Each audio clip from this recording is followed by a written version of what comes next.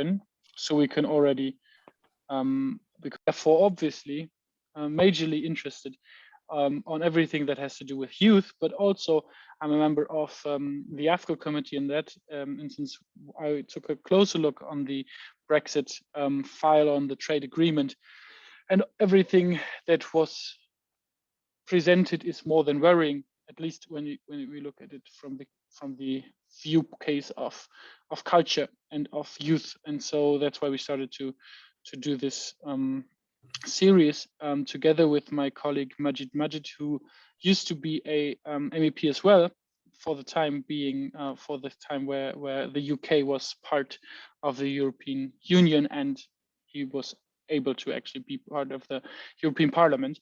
Sadly, he just got a emergency in his family, so he can't participate today, and I will take over for that. But the intention stayed the same, where we want to bring together the English or the British and the European side, and ask a little bit, okay, what's going on and what will the future be for Erasmus or for projects like Erasmus, and can there be an alternative?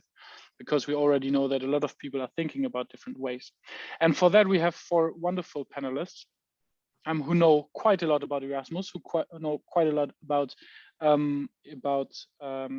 a youth exchange, and who know quite a lot about the Brexit negotiations. So I'm very happy to welcome you all. Thank you for being here today, for taking the time.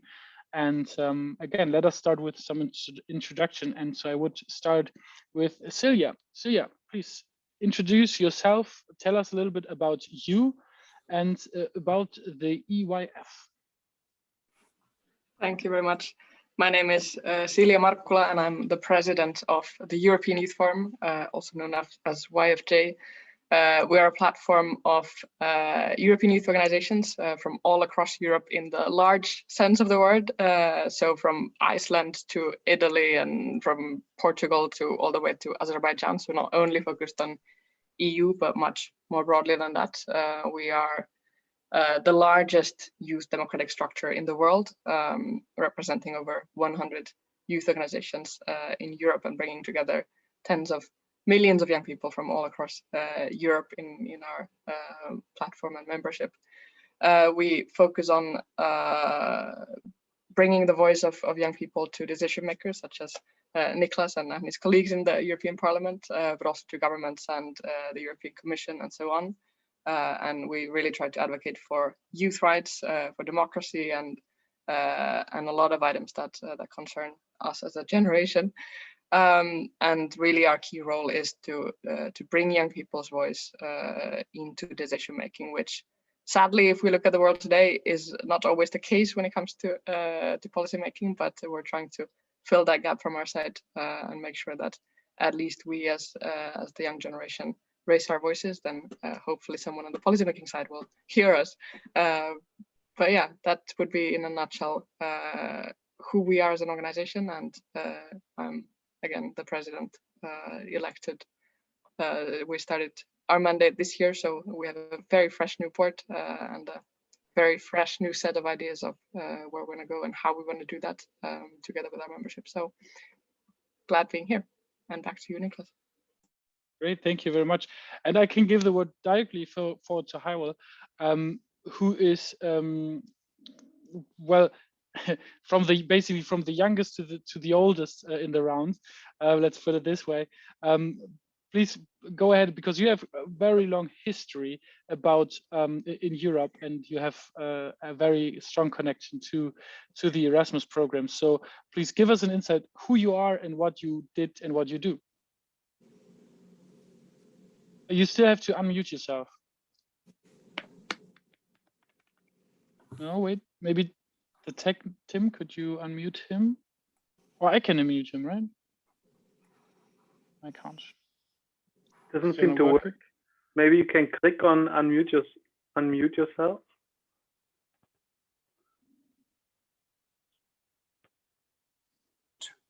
There we go. There we go. Yeah. Okay. Well, look, thank you very much for the invitation to be with you. I'm very happy about that.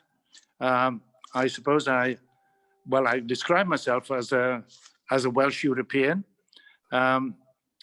I joined the European Commission back a long time ago in the first year when the UK, Ireland and Denmark joined in 1973.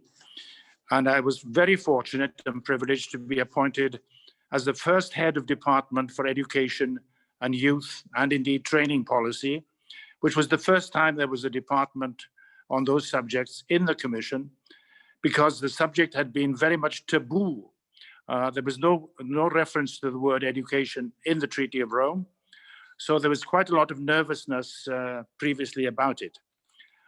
Anyway, I was involved for 20 years or so, heading the education, training and youth side. And I was responsible,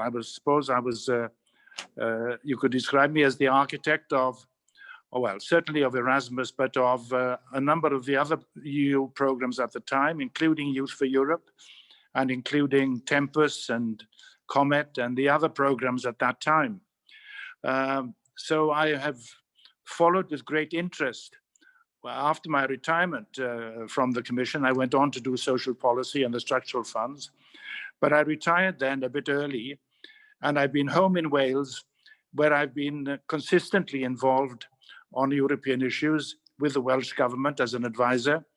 And I'm sitting now still on the European Advisory Group of the Welsh government, and followed very closely all the negotiations over Brexit and the appalling results that have come out of that, with a very narrowly focused treaty that we have, and of course, the very brutal decision to exit from the Erasmus program, which I greatly regret.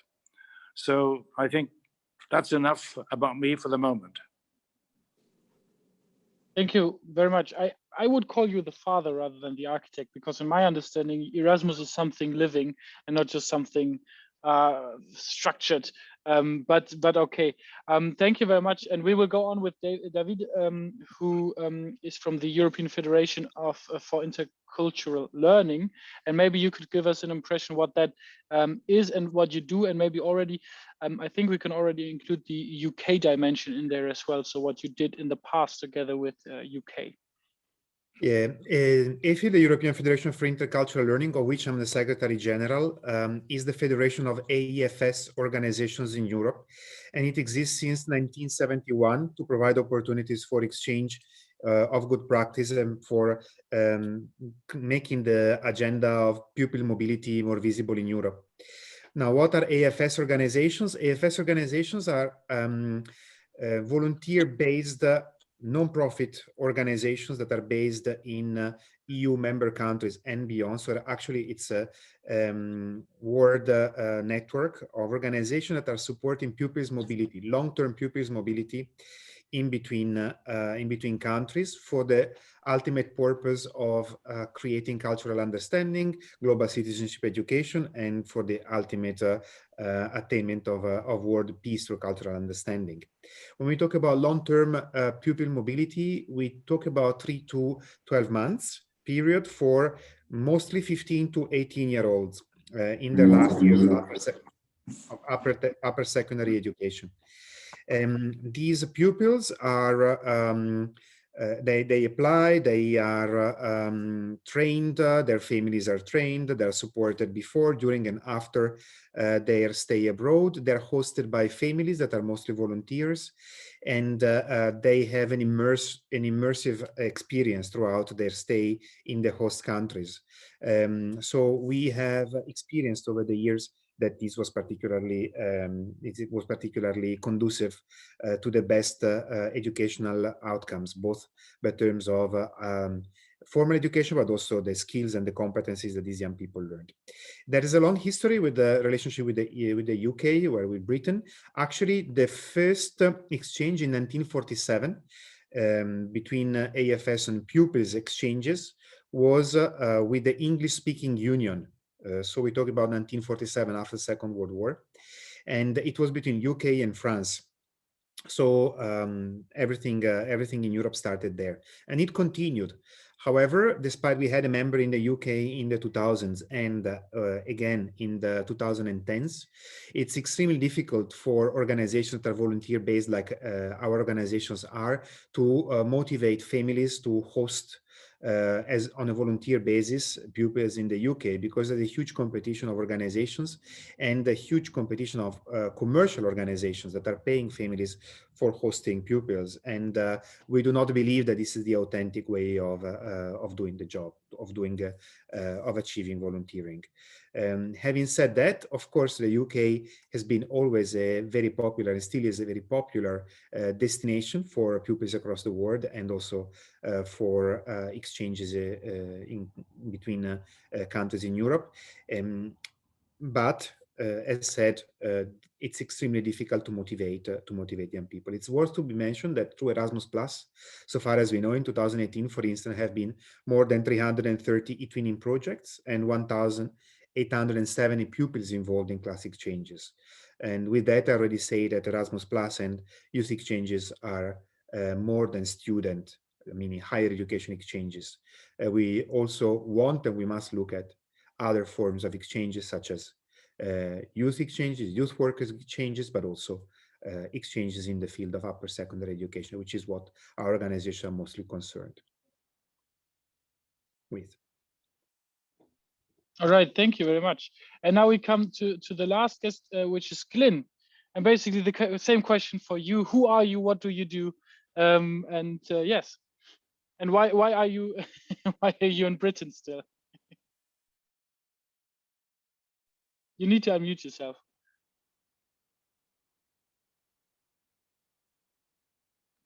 Then you still need to unmute yourself.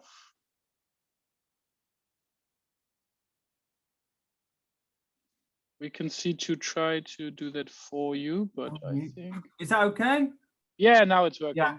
I don't know why suddenly, yeah, I'm having a few technical problems. I'm in my bedroom. I do apologize that you have to see my dressing gown at the back, but I've been relegated to this room upstairs.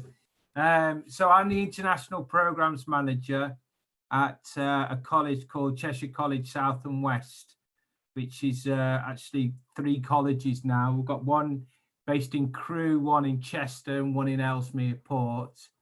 And as the programs manager, obviously we have a lot of international students, a lot of them from outside Europe, a lot of Chinese students, but we also, or have been, involved in Erasmus projects. So welcoming students to England, and they either do intensive English courses or work experience combined with tuition. So they might work in an English company just for a month or 6 weeks. And we also involved with taking our home students, the British students, over to other countries in Europe, such as Italy and Germany, etc. So yeah, that's what I do. And the Erasmus project was very successful for us and the students enjoyed these kind of programs, but obviously things have massively changed. So I've been invited here by Carl, who's been involved in Erasmus for a long time. He was the one arranged quite a good link with Mindelheim in Germany with ourselves. And for the majority of the time, it was the German students coming over to the UK.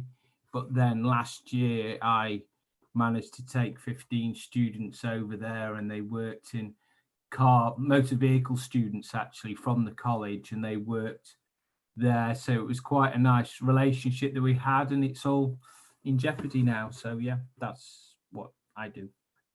Yeah, thank you. Actually, that's also an important point. Like you mentioned, Carl, who's from Germany, and you guys won the Erasmus prize because it was such a wonderful project. Yeah. Where your school was the main recipient, where the people came to, and now that's basically over. And the whole question is not just for the connection of the 2 schools, but also if this program or project is now in jeopardy as well. So this is really affecting quite a lot. And there we can really go into medias res at the right here, because what we talked about in the beginning already was that it's not so much just that we're cutting ties between young people from Europe and the UK with this decision to not include the UK into the Erasmus program, but also connections between institutions and schools and networks that were very much important to bring people together, even far exceeding the Erasmus program itself. Maybe Silja, you can say a word on that. How does it affect like your work, and what do you see from European from British youth people there, how it affects them to be not represented anymore? Thanks. I mean, obviously, it's the sad reality is that UK no longer will take part in the Erasmus program, and that obviously has a ton of different consequences for both youth as well as youth organizations. Just to be clear, this was a choice of the UK government not to take part in it. They did choose to be part of some other EU programs like Horizon Europe, the EU research program. So obviously they could have also chosen to be part of Erasmus and not leave the most successful EU program. So the question is, why would they choose to do that in the first place, and invest instead time and resources to developing an alternative program instead? I'm talking about the Turing scheme, which we heard is something that's in the planning still in order to create an exchange program for UK students. Of course, here we need to remember that Erasmus isn't only an exchange program. It's not only about university students going from for a time abroad and studying elsewhere. It's a lot more than that. Erasmus is about opportunities, not only for studies, traineeships, apprenticeships. It's also about youth work. It's about education and training sectors having more of those cross-border experiences. It's about volunteering. This we can see in the UK has been hit hard, not only because of the pandemic, but also because of the decision that was made. The UK is not going to be part of the European Solidarity Corps program anymore, and there is no proposed alternative for replacing this. So basically, it's just the decision to choose not to be part of it. So no longer will there be volunteering schemes that would then offer cross-border participation or fostering intercultural understanding and solidarity, which, if you look at purely local volunteering schemes, they can't really provide for that or fill that gap that is now left. An obvious part, of course, is the participation side as well. So again, not only exchanges, not only volunteering, but youth participation. Erasmus has also funded or been part of the EU Youth Dialogue Program, which is the main youth participatory mechanism currently in the EU, which has already reached tens of thousands, hundreds of thousands of young people during the past 2 years, involving young people in decision making. And this will no longer be the reality for young people in the UK. They will no longer be part of the EU Youth Dialogue, which we of course are very sad about. But the reality is young people are being stripped of some of the youth participatory programs that they had, and that makes me quite angry. Dropping out of a program that allowed for those possibilities, that also provided funding for those kinds of opportunities where young people were actually heard in some of the decisions concerning their lives, and dropping out without providing a local alternative to this. For me, that's very frustrating. But I want to go in here directly, and also Hywel as well. But I want to throw an idea in here, because you just mentioned alternative, like local alternative here and there. And I know, and we'll come to that later as well, that there are already a lot of initiatives going on in that direction to offer something else. And I want to reflect that a little bit to Hywel, because he was, as he said, the architect or the father of the Erasmus program. Is that really the initiative of that? Is that really the idea of the Erasmus program? I mean, we can think of a lot of alternatives to make it function a little bit, and have volunteering programs, and maybe also a big part is that within the United Kingdom, the 4 countries there needs to be a program to move around there as well.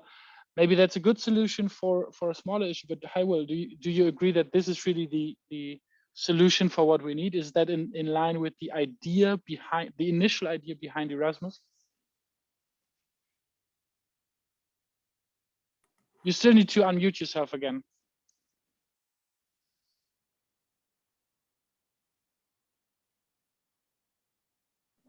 Okay. Yeah. Okay. Well, it's quite a difficult question, that one. I think that what strikes me is that it was amazingly poignant that on Christmas Eve, when the last minute decision was made not to enter the Erasmus program as part of the treaty, that coincided virtually to the day with the EU announcement about the considerable expansion of the Erasmus program and its budget for the period up to 27. And what disturbed me as well was when I looked carefully at the new thrust of Erasmus for the next period, 2 aspects I want to signal out, which are very important to young people. One is the new greening dimension of the program. Right at the moment when we are faced with the global challenge of climate change. So the Erasmus jointly, in synergy with the Horizon Research Program, was going to be as a priority dedicated to work on the greening issues with encouragement to interdisciplinary teaching and study on sustainability and environment-related issues over the next period. Right when we are faced with these, in UK is going to be hosting the big meeting on this agenda shortly, later on in this year. And secondly, was the new thrust of Erasmus for digital education at a time with COVID, when we can see all the implications of improving the quality and quantity of online education. So these are two dimensions which offer new opportunities for young people to be engaged in them, and particularly on the greening stuff for volunteering, especially within the framework of the European Solidarity Corps, which at the same time has received a big boost of 1 billion euros for this exceptional scheme, which is to permit the participation of up to 350,000 young people in the period up to 27. So young people from the UK, as the previous speaker said, will be denied this opportunity. They are going to be shut out of all these new opportunities. And I think now we have to come back to the question, why? And, you can be very kind and think, if you were very kind, you might say that the United Kingdom government demonstrated that it did not understand the breadth of the Erasmus program. I think it's quite clear from the very poor limited scheme, which is described as an alternative scheme, that they didn't understand the breadth of the program. They certainly have ignored the initial vocational education and training, the further education and training, the adult education side, and completely the youth side, whether it's youth interchange or it's the European Solidarity Corps, have been completely ignored. so it's setting aside and giving much less priority to the active involvement of young people. And youth services, youth workers, youth volunteering will be the poorer now as a result of these decisions, because there has been no suggestion of any replacement for those. Even the Turin scheme, as it's called, which focuses exclusively on universities, only offers opportunity for the export of UK students abroad. By the way, with no reciprocity arrangements in place and a one-year budget only for the moment, when we know that universities have to plan medium and long term, because the Erasmus program is not about the mobility of students as its objective. It's about internationalizing the curriculum and assessment arrangements so that there can be joint degrees and the mutual recognition of the periods of study abroad. These are the points that are going to be lost now from it. And with a one-directional only arrangement proposed, all the Erasmus inflow of staff, I mean, I want to emphasize the word staff. It's not just students. Thousands and thousands of staff have been involved in the joint planning and preparation of the curricular arrangements and the hosting arrangements. So they and the students are not going to be involved in this.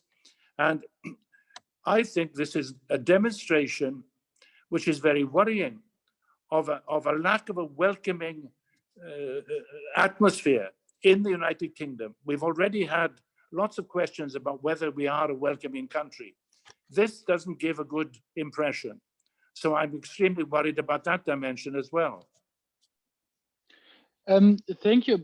And I would actually say your assumption to the British government that might have not understood what it's doing is the nicest thing you can do for this government, to be quite honest, because I have the feeling, and I have the same feeling in the cultural sphere, for example, and with all these funds in the Cult Committee, that it's not about not understanding what they do, but understanding too well what they do and how good they work. And they do not want this interconnectivity of young people, of Europeans with each other.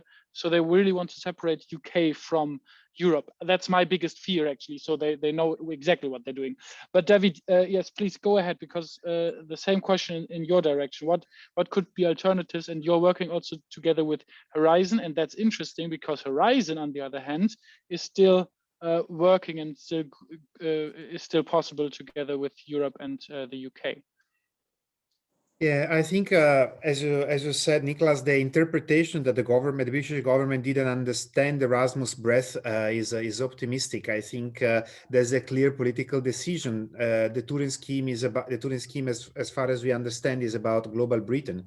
So it's about, you call it as you will, but might be revanchism for an empire that doesn't exist anymore, and this is the whole story behind Brexit. And then the other question is, to what extent is it an English project as opposed to the other nations in the Union? So, but to me, what is worrying me the most is the aspect of social inclusion. So the whole Erasmus plus concept has been developing towards giving opportunity to the marginalized and to those that are socially excluded, or at least social exclusion. And for what used to be the EVS, which is now the European Solidarity Corps, it was the only opportunities for many young people to really go abroad, for having an experience that was beyond formal education, for really having an opportunity to upgrade their lives. In one of my previous capacities, I was managing an NGO, and we had an Erasmus, we had a EVS, European Voluntary a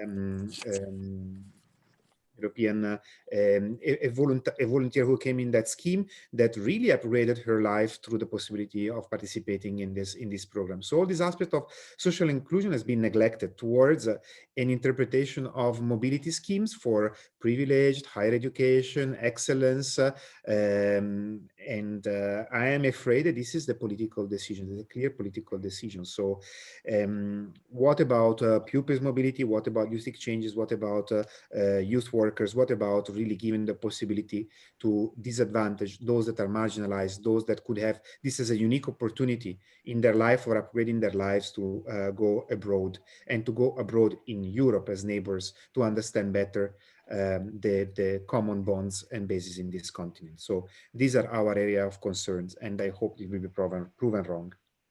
That's a very fair point, especially the social dimension. That's something that we're actually working on to improve on, and to see that not happening is also a difficult situation. And maybe we can ask Glyn there exactly about this, because you are the one. I mean, to be honest, Silja, Davide, we are still lucky enough to be included into the Erasmus program, even though we already miss you. But you're the one who will probably be off the worst end. So what is your stock taking of the situation? What will be the result for your school, and also for the society, for the community around it? Because I could imagine that, especially in the social question, it's really important for these young people to get the possibility to go abroad, to get a little adventure also.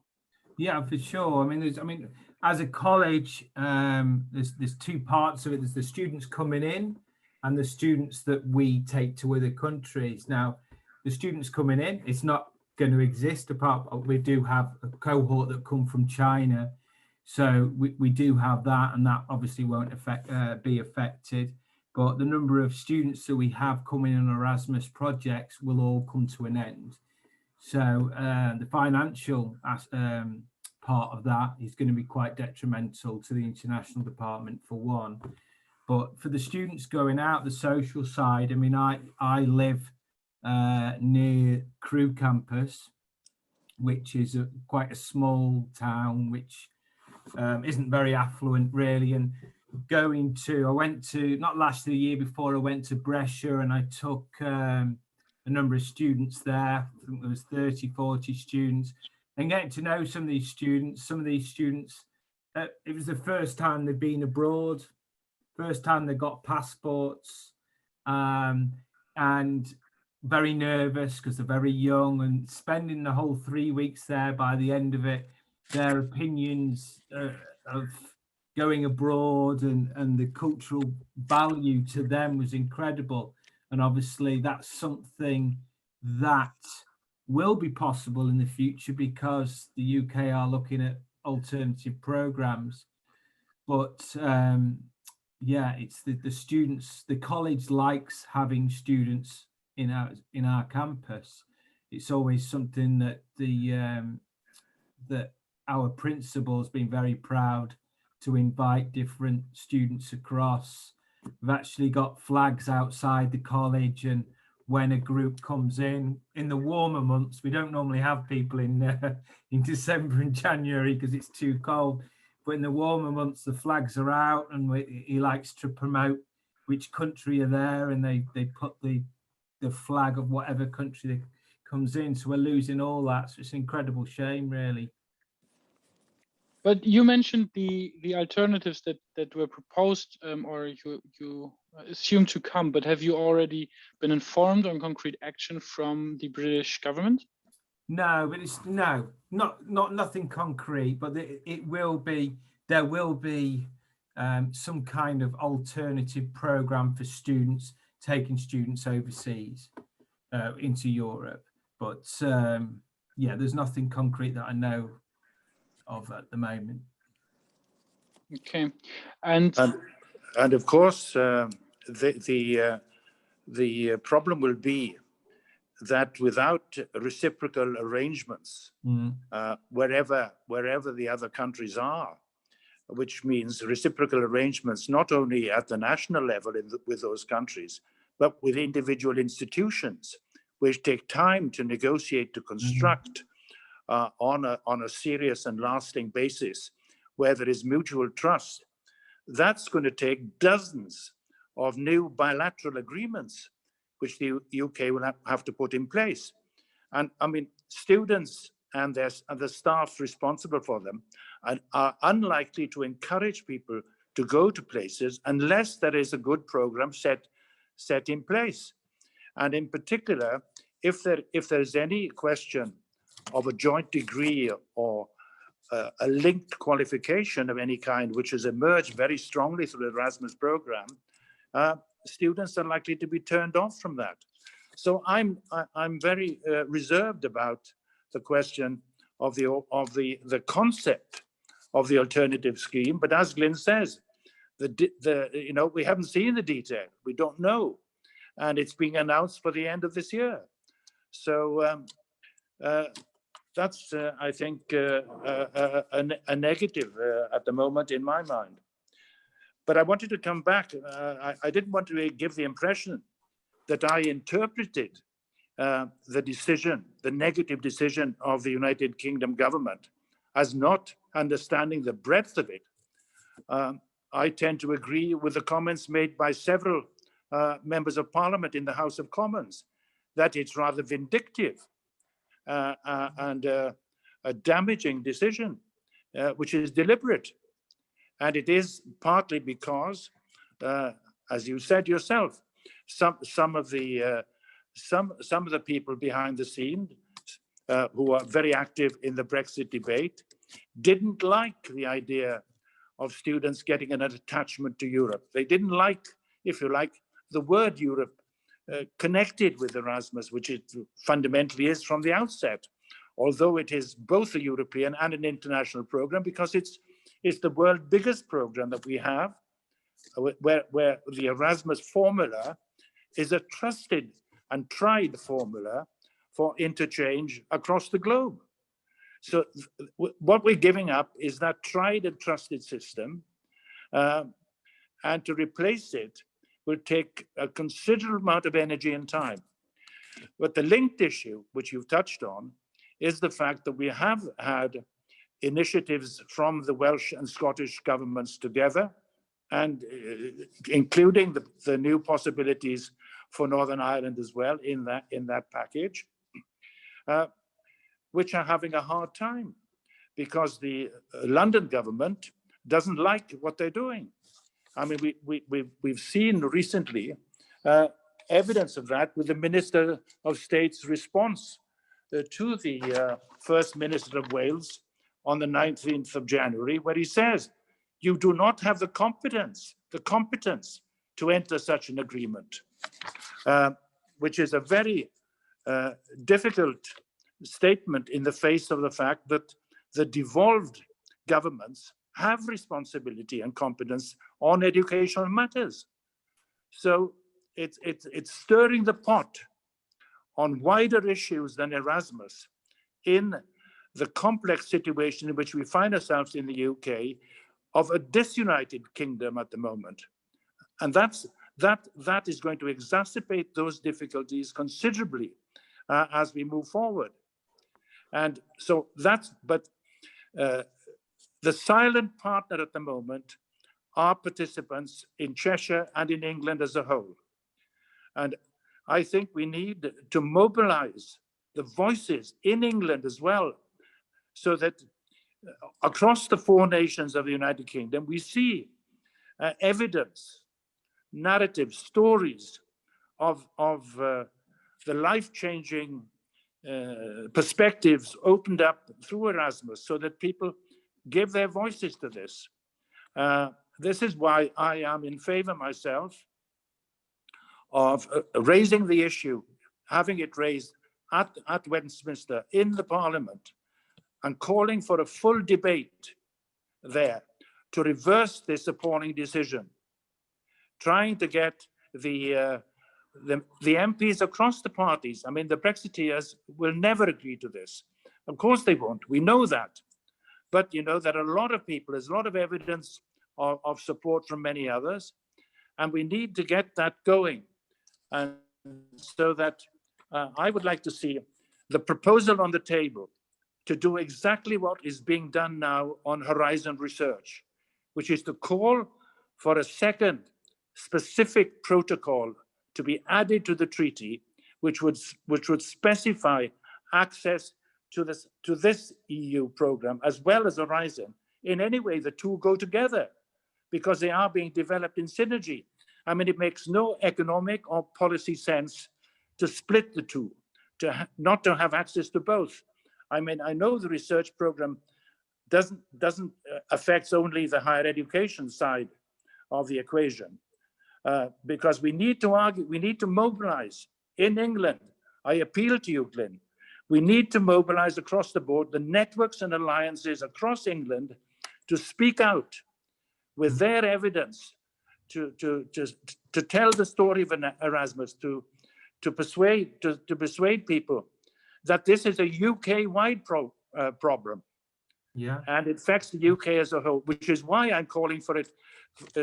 I think there should be a double proposal before the Parliament in Westminster. The first one should be to call for Erasmus for the UK as a whole, the 4 nations, to have access to it.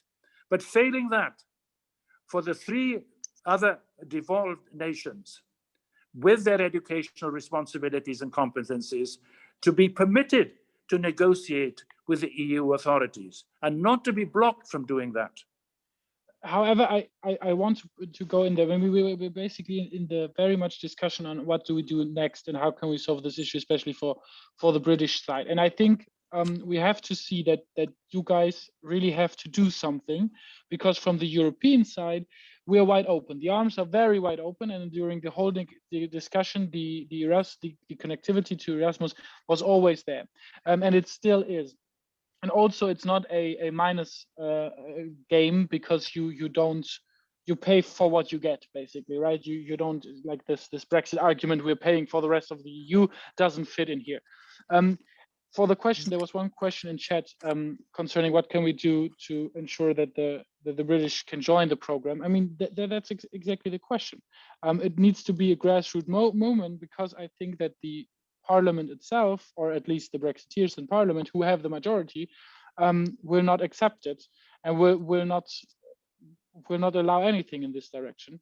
And I have to say that we are working on the question of if we can see to have Northern Ireland, Wales, and Scotland in, which is kind of funny because then it's only England who's not in. But we are also having some problems on the European side with that, because we tend to not have single regions in the Erasmus program. So I'm just flagging that as a little bit of a problem. But anyway, as Hywel said, you will have some trouble to ensure that the regions have the possibility to do so anyway. And then on the other hand, it would be better if the whole United Kingdom would come. And here goes the question over to Silja. Actually, I wanted to ask, but I see that David already unmuted himself, so maybe he wants to add something here. But I would like to ask basically the European side, what can we do to get you guys back into and to support your grassroots movement? And Silja, since you are the president of the youth forum, maybe you can say a word. What if there's anything planned? If what the youth is doing in Britain, or how we can support the British youth there to start this movement? It's an interesting question, and I think for us, we also look at other areas in Europe and other non-EU areas that have become part of Erasmus. So looking at Switzerland, that's an interesting case, actually. They decided to withdraw from the program in 2014. But the door was left open for Switzerland to join the program, to rejoin the program, actually, if they decided to prioritize that. Meaning that there was the legal structures to continue being part of the program. And I think this could be a similar case where I think if EU decides to leave the door open for UK, that would already be a massive sign. I think what we're seeing happening now with the Welsh and the Scottish, of course, it gives a bit of hope that there is, of course, from the EU side at least, the intention to bring UK back in, should there be the political will. But I think at the end of the day, it comes down to whether there is political will from the UK side. So for me, that's the obvious thing that, or the biggest barrier and challenge that has to be overcome. And that cannot be done by anyone else but people in the UK. So meaning young people in the UK and youth organizations and whoever in the UK have to mobilize themselves around this question, or around the question of other EU programs perhaps as well. But this is something that has to be solved in the UK internally. It's a political question, and it's a democratic question in that sense as well. Yeah, thank you. Davide, do you want to add something here? Yeah, I mean, there are different strategies. Some of them have been already pointed out, like trying to bring at least some connection between the Turing and the Erasmus Plus. There's still the option open to join at a later stage, or for instance, to envisage a sort of a bilateral program on the example of what happened between the France and Germany with the Franco-German Youth Office that was created after the Second World War, or the German-Turkish Youth Office. So there are opportunities and schemes that have already been tested. And what matters most, what is the really top priority, is to convince the government that there is this necessity now to keep a bridge between the channel, and to focus these alternative strategies on social inclusion, on volunteering, on youth work, social opportunities for the marginalized, pupils exchanges from our perspective, mobility of youth workers, everything which is neglected now by the Turing scheme as it appeared to be. Yes, thank you for that point, especially for the bilateral ideas there.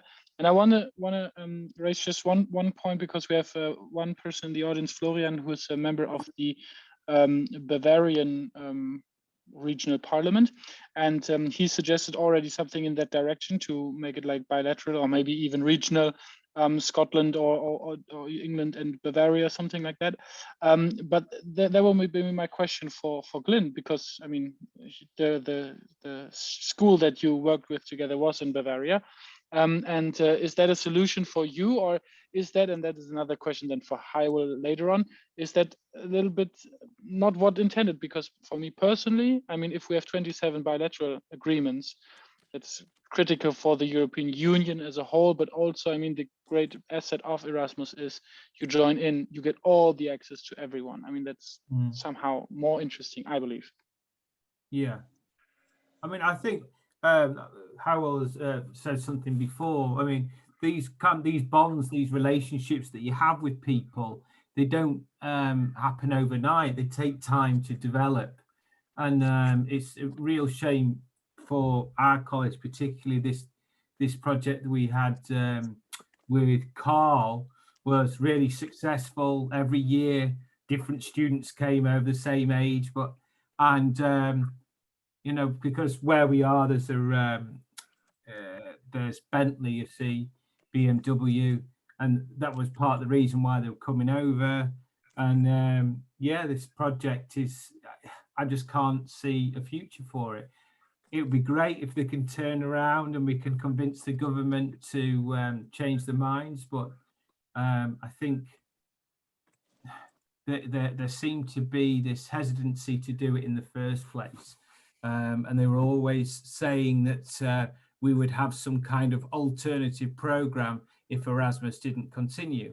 And then they've decided to discontinue it, and they've got some idea to do something else, unfortunately. Yes. Well, I think it is disingenuous to present Turing as an alternative scheme to replace Erasmus. That has already been proved to be an untruth and needs to be exposed as such. Personally, I could welcome Turing as an indication that the government is interested in supporting student mobility, but challenge it as to whether the concept is broad enough, because to exclude the incoming students and young people is, I think, a strategic weakness and hits at the other issue, which we haven't touched on, which was the accusation, which was hinted at least by Boris Johnson when he explained himself, that it was the costliness of the Erasmus program that bothered him, which was a treasury objection. When we can see the economic, social, cultural, diplomatic value of the incoming inflows across the board in the education, training, and youth sectors of having these arrangements. But I want to touch on another point. Well, 2 points. One is, I very much would welcome the idea that the European Parliament would unambiguously say to the UK at this point in time, look, we certainly will leave the door open.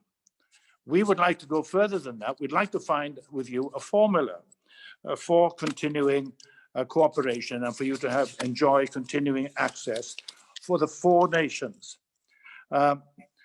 Furthermore, we could rejoin at a later stage.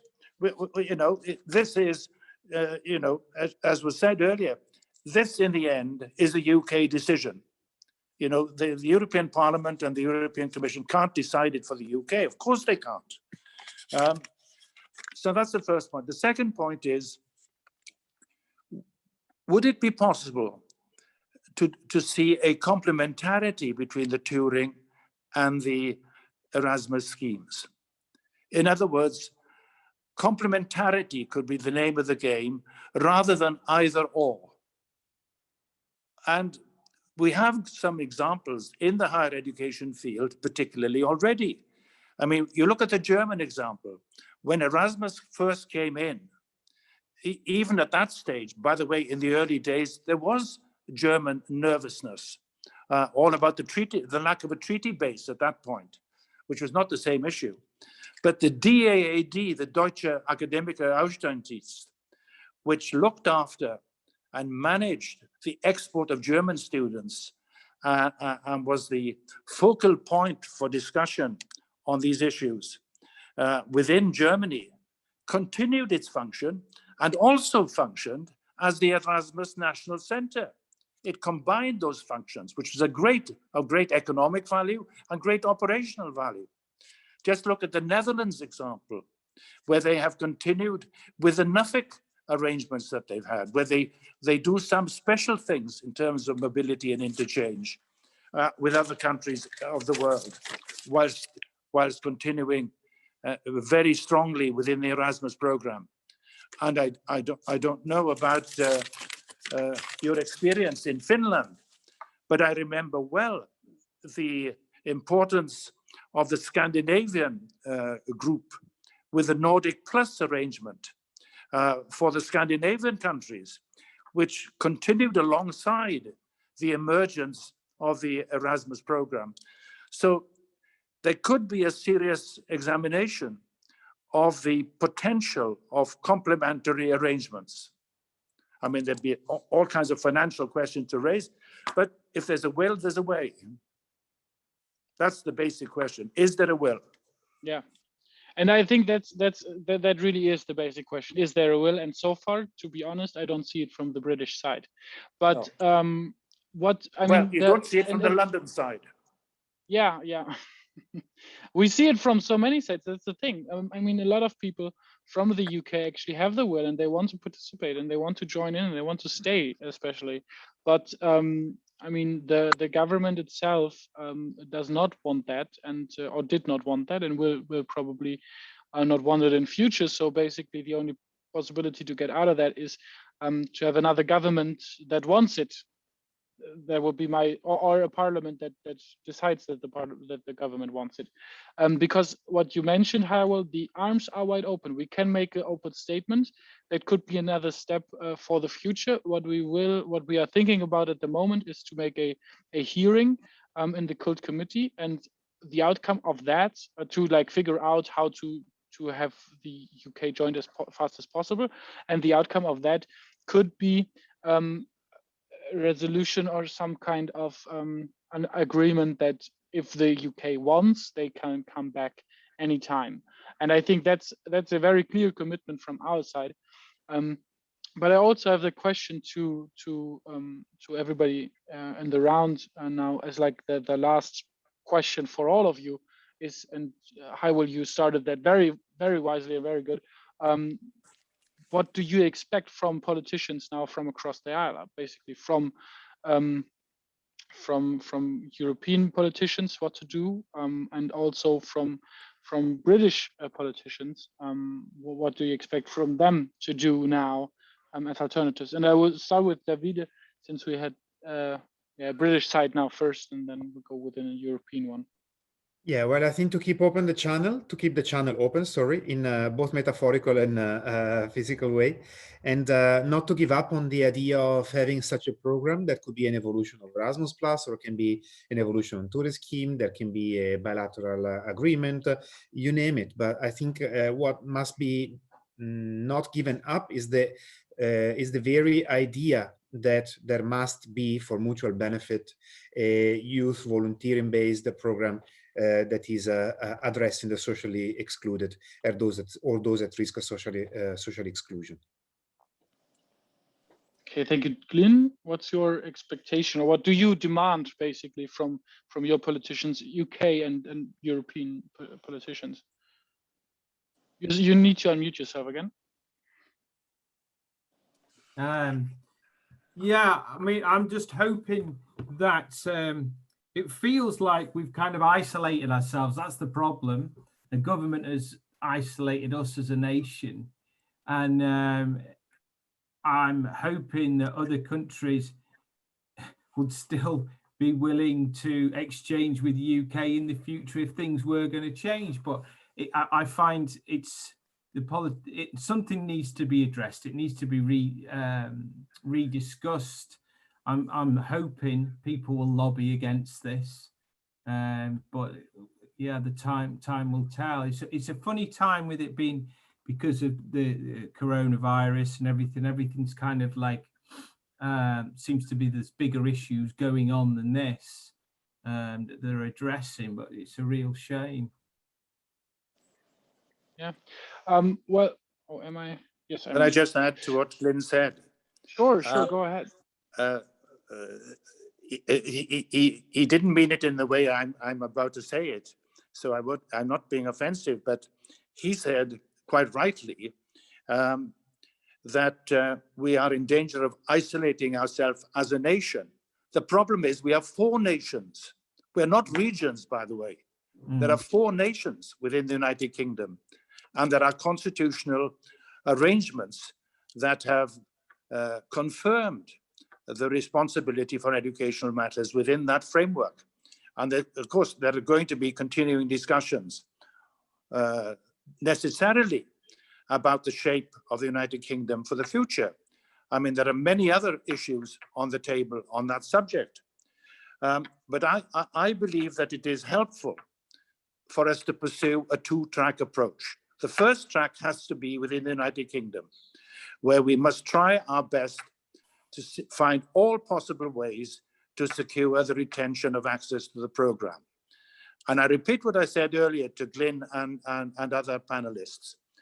I think that we need to make it much more explicit about the loss of the dimension for young people as a whole, and not see it only as a student university issue. I think that would involve communities and local authorities across Britain, because it's at the local community level that the youth services, youth workers are anchored. So that needs to be a much stronger part of the argumentation. So we do need much stronger coalitions of the willing across the board, civil society, employers and trade unions. By the way, historically, it's very interesting. In all my experience, the ETUC and the Employers Federation at European level have been consistent supporters of the Erasmus program, because they saw its contribution also on the skills deficit issue. So I think if we can mount the pressures and try to press within the interparliamentary group at Westminster to secure a full debate where the arguments about this are fully exposed. At least, that would be part of the democratic process that we need. And the English voice within that needs to be heard. We need to understand, I need to understand, is it only because the Welsh, the Scots, and the Irish are fundamentally upset and angered by this? Because we have consistently, I followed the negotiations with Brexit, and I saw evidence that the Welsh and Scottish consistently throughout the negotiations pointed to the strategic value of Erasmus to Wales and Scotland. London has no excuse for not understanding that. They just ignored it. So that's the first track, is the home track. The second track is, I welcome what you say. I think keeping up the expressions of solidarity, interest and support, and willingness to continue to be partners and welcoming any moves in that direction is a great help. And I hope that the Committee of the Regions and the Economic and Social Committee could join with you. I believe they would join with the Parliament in expressing that view. And I think you should not underestimate the impact of those voices that can feed into the arguments that we have at home. So I would like to see that, as well as seeing the networks of young people and students, the European Youth Forum, the student movements and unions, the former generations of Erasmus students that are networked across the world. They should feed into this debate as well. That's a very good point and a very, very smart transition. But I want to, because you mentioned the Committee of the Region, and as I mentioned earlier, Florian from Bavaria, he is a member of the Committee of the Region, so we can already transfer it in his direction because he's listening as well to take that up. And I'm very happy to do that together with the Committee of the Regions and the Social and Economic Committee, and of course, together with the European Youth Forum. So that is basically the question next to Silja. Again, from your side, what can you do? What do you expect from us, from Parliament, as well as from Westminster, so from European Parliament, as well as from British Parliament, and in general, what should be done to increase youth exchange in Europe, including the whole United Kingdom? Again, that's a massive question. From our side, of course, we do our best to support our members in the UK around this question as a platform for European youth organizations. We are strongly in favor of Erasmus, and we would like everybody to benefit from that, keeping it simple as that. I think the challenge here is really, and I've seen it in the chat a couple of times, people keep forgetting about the plus of the Erasmus Plus, meaning, again, it's not only an exchange program, it's a lot more than that. And I think in the conversations that we have seen around the touring scheme, which again is supposed to replace Erasmus in the UK, I think that's entirely misleading. It's again ignoring a massive part of what Erasmus is, and it's misguiding in the sense that it's simply disregarding the volunteering, the support to youth organizations, the youth work part of what Erasmus is. It's ignoring the youth participation side of Erasmus and simply trying to pretend that it's replacing all of that, while in practice it's not. So I think my expectations would be to politicians, especially in the UK, but on both sides, of course, to be truthful about what is being replaced with what, to be very clear about what is happening, because right now I think the discourse has been mainly about the exchange programs and making that a one-way thing rather than a European project, whereas we're talking about so much more than just that. So for me, that's the big thing. I expect and want to see that these conversations move to a more honest direction in terms of what is happening. So that for me would be the big thing. Secondly, of course, we would like to see that, well, securing the access for UK to still be part of Erasmus. I think that would be the ultimate goal for all of us. But should that not happen, I think, again, involving young people in the discussions would be the key thing to do, no matter what happens. If youth are not part of designing the touring scheme, if youth are not part of the conversation of whether UK should actually rejoin the Erasmus, if youth are not part of that, if young people and youth organizations are not part of those conversations, no, there's no way that the outcome would serve young people and youth organizations at the end of it. If you don't hear young people who are at the end the ones to benefit from it, if you don't involve young people in the design, then there's no way the design will work. So that would be my second request from our side, would be to involve youth organizations such as the British Youth Council and their member organizations in the conversations, both on the EU side, but also and especially in the UK when it comes to this whole debate. For me, that would be key to actually maybe taking a step forward in the discussions. Mm. You know, there's one open question in the Q&A box from Emily, and she asked, what can we do to support the young people in Britain?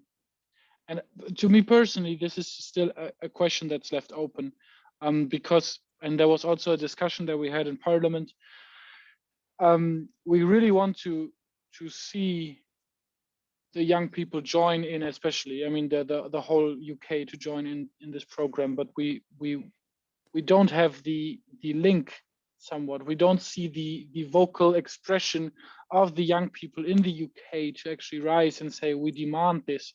And if that would be there, I mean, right after COVID, I'll be the first one to take a sign in my hand, move over to London and join in a demonstration for participation in Erasmus. Definitely, but I think what we are needing at the moment is really a vocal stance from civil society in the UK that to join in this regard. Yeah, so that's a little bit a question for, or like an intention for Hywel, and then to start that and to get that going, because we are ready to help at any point. I think that's true for all Europeans. Hywel. I liked very much what Silja said. I think a very, very wise and thoughtful contribution again. When I'm calling for a full debate in Parliament, I think one of the messages there should be exactly her point: involve the young people. You know, parliamentarians love the rhetoric of this, involving the young people. Well, let them practice, see examples of it on this issue. This issue touches their lives and their futures. So I think that part of the argument should be strengthened. And I just saw on the corner of my screen a comment from somebody about a petition. I've been asking myself, would a petition be helpful? On the whole now, I think I'm coming around to think it would, because it would mobilize, it would give the opportunity in particular to all families and young people and other organizations across England as well to participate in expressing their views, because it's very hard to see how the regions of England and the cities and communities in England are going to be engaged in this process. So I would be open to that idea. I mean, we'd have to be very thoughtful about the formulation of that petition, what we're asking for. But I think it's at least something worth consideration.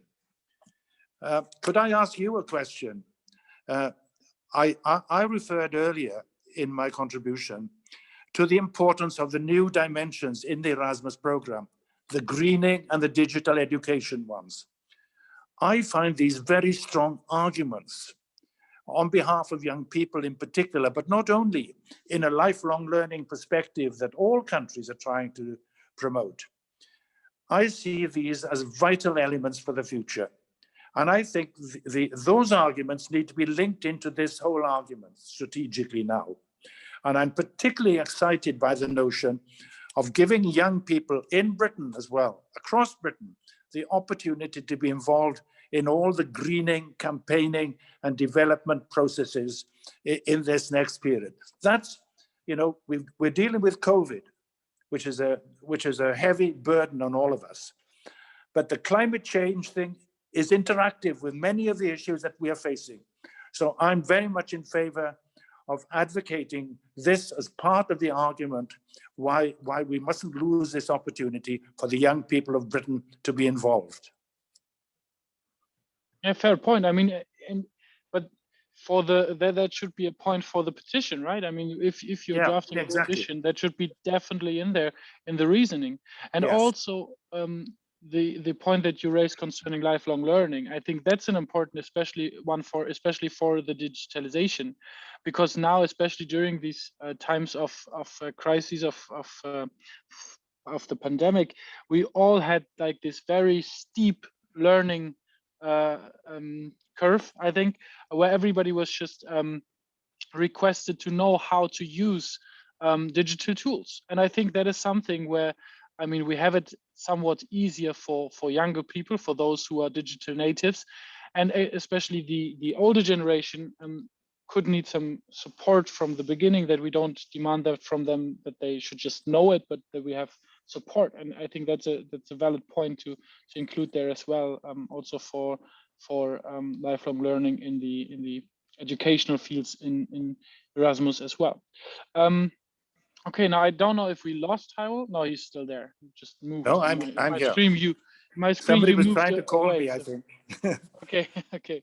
Good. Thank you. I think now the problem is, I know, wait, I have to look again into the Q&A section. So Julius asked for the panel, what do you all think about campaigns around committing all parties to put rejoin Erasmus into the general election manifestos?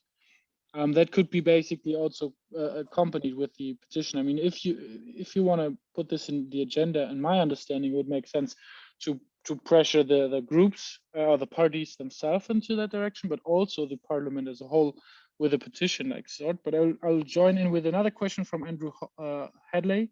We welcome anyone to join our Center for International Learning and Leadership Open Initiative Beyond Erasmus+. We're running, it's information. Okay, we're running a series of webinars with next on 18th of February, and then you can register at maybe Andrew, you can post that in the chat again, because then it's easier for the people to copy that link if they're interested to register. But again, the question for you, do you think, especially, I think that's now more of an British question, so to Glyn, and again, if you would suggest that to pressurize the parties to put it in their manifesto, the rejoin Erasmus. Well, could I just tell you, I participated a few days ago, and if that's Julius from the European movement, he was very active participant and made an excellent presentation there, by the way.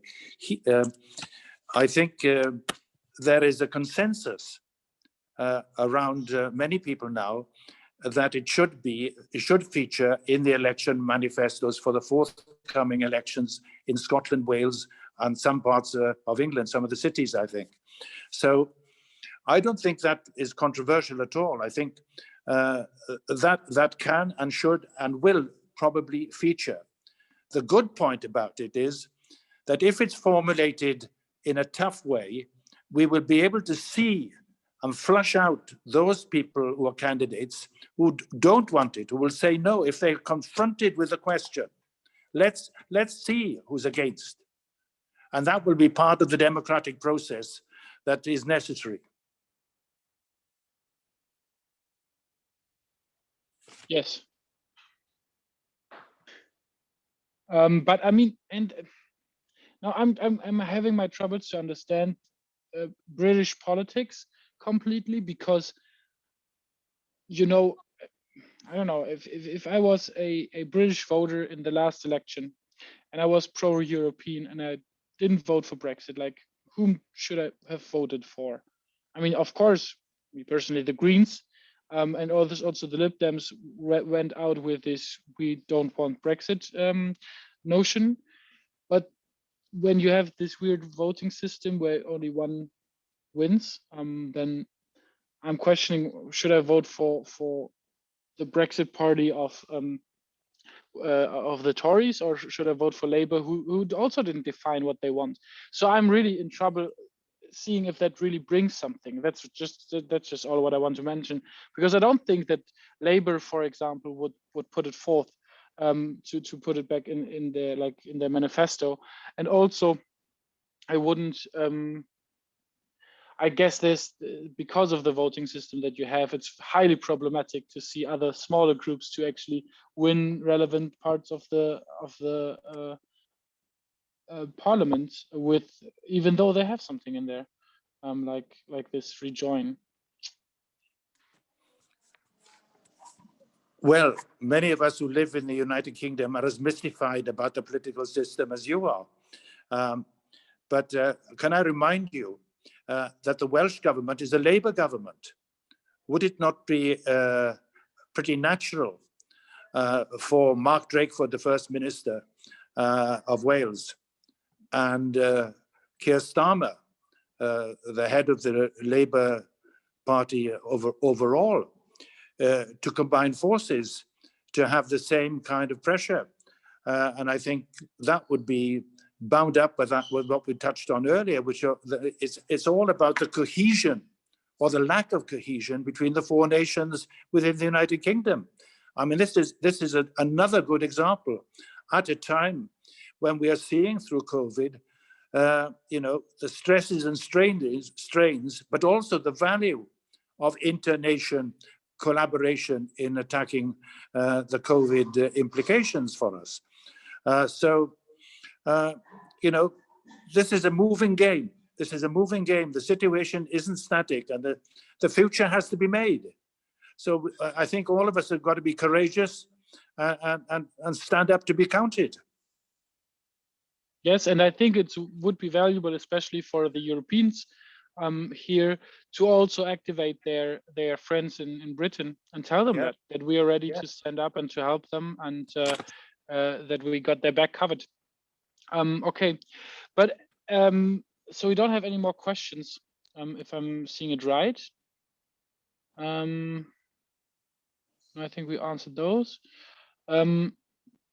Okay, so do you guys, like, to our panelists, do you have any more words to add, like final words for the discussion? What do you take out of it?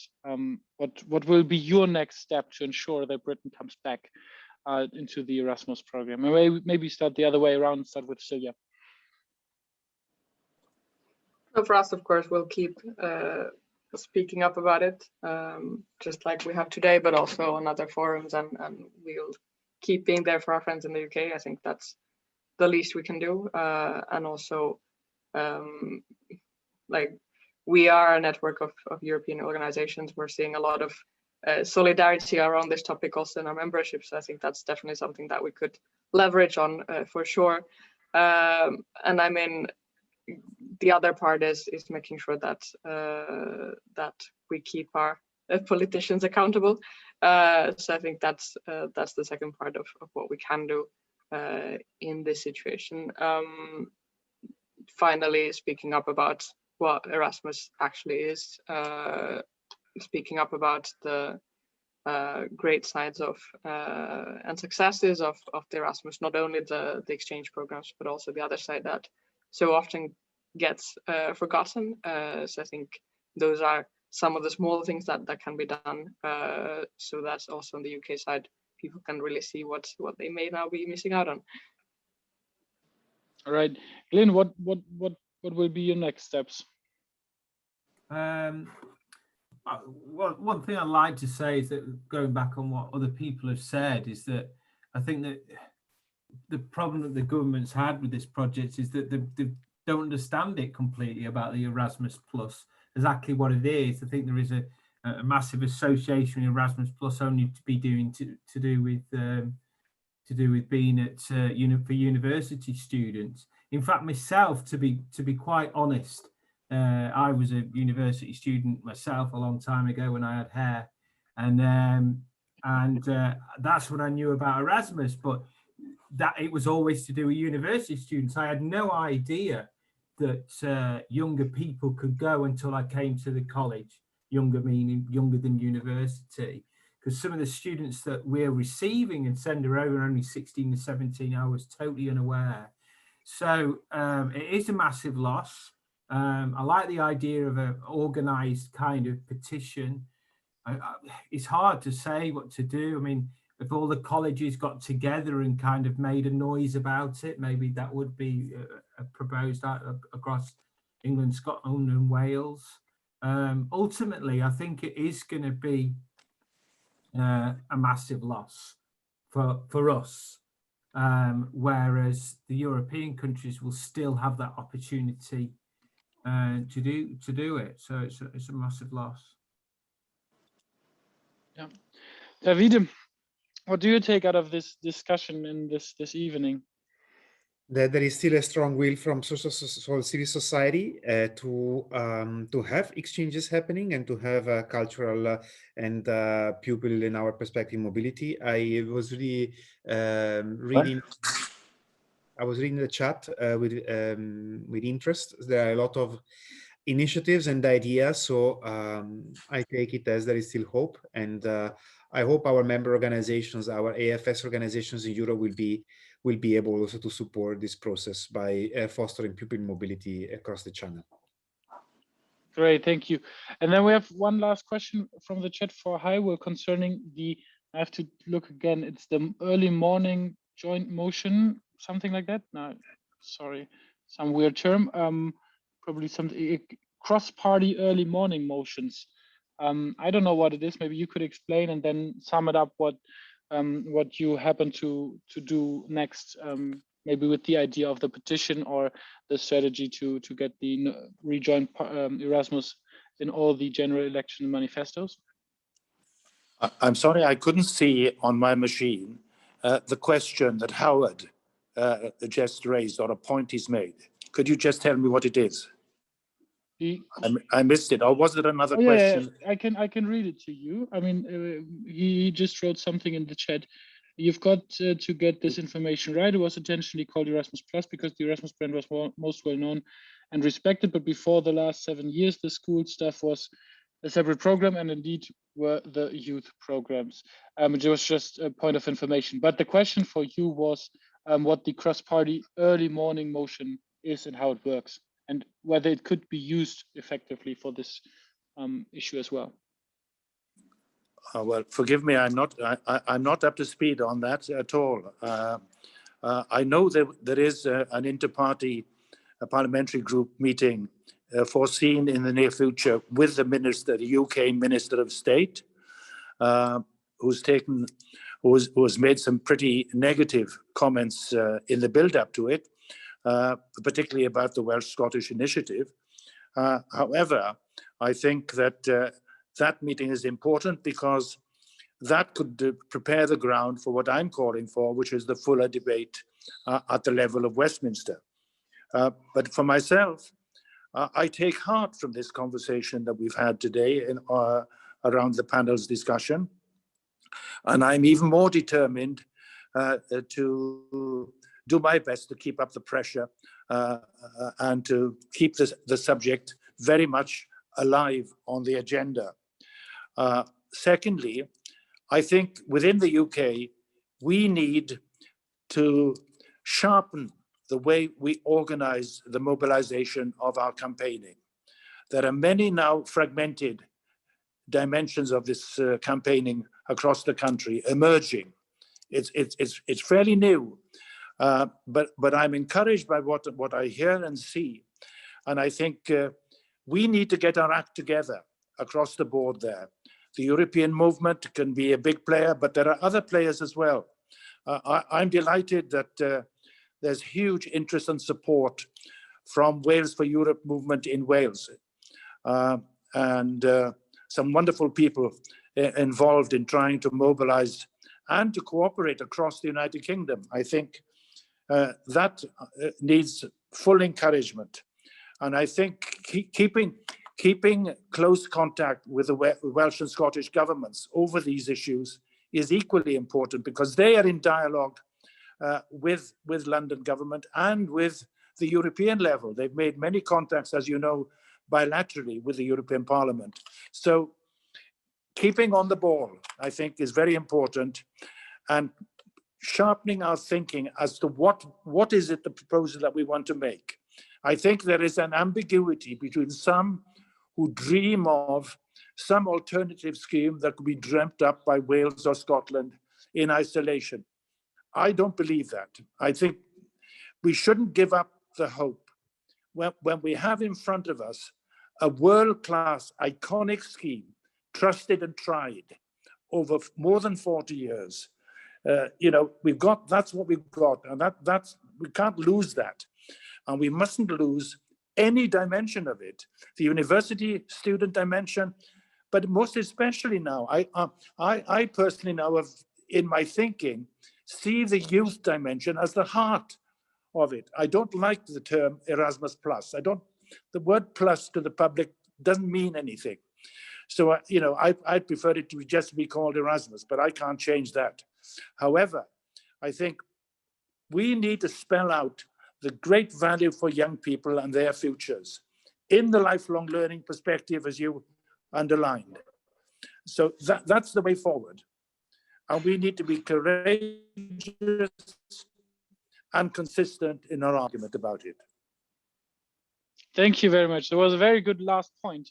And I can just combine all of that, or sum it up here, because I think I agree with the point that we need to see the connection of all the individual networks that are forming at the moment in the UK.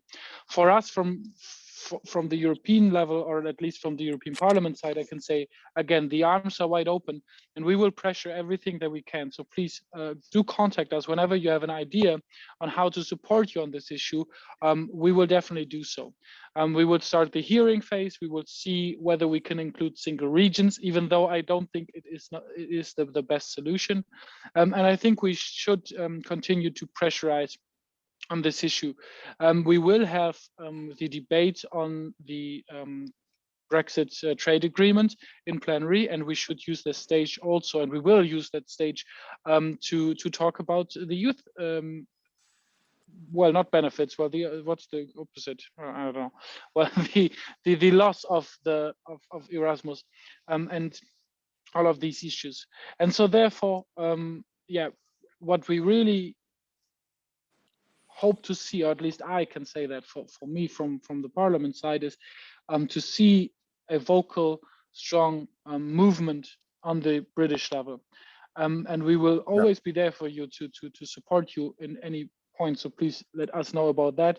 And for everybody in the chat, because we already saw there's a lot of movements going on already, please feel free to connect if we can forward your messages to any other networks that we have.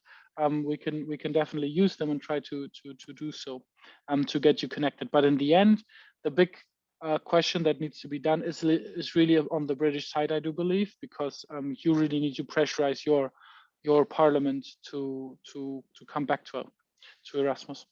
Okay, but I want to leave it here because we have exactly 8:30, and the German precision in me is enjoying. No, but it was a wonderful discussion with all of you. Thank you so much for coming in. Thank you very much for the panelists to taking the time, for all the audience, for raising great question and having a tremendous time in the chat. What we will do, as that in the beginning already, we will leave open this chat, like this room. I mean, we can all turn off the cameras or leave if you want to, but so that the chat is still there. So you can take the time and write some more if you want. We'll leave it open for another 10 minutes. So if you want to exchange contact details, do so in the chat now. And you still have time to copy it out, or if you have anything to talk about. So we have a little bit of an open space now, and feel free to do whatever you want to do. I only will have one thing to do, which is to thank you all again and close the meeting. Was a pleasure with all of you. Until next time, and hopefully next time again with Britain in the Erasmus program. And until then, stay safe, stay healthy, and stay united in diversity. Thank you very much, everyone. Thank you. Thank you. Thank you. Very much. Good luck. Thank you very much. Thank you.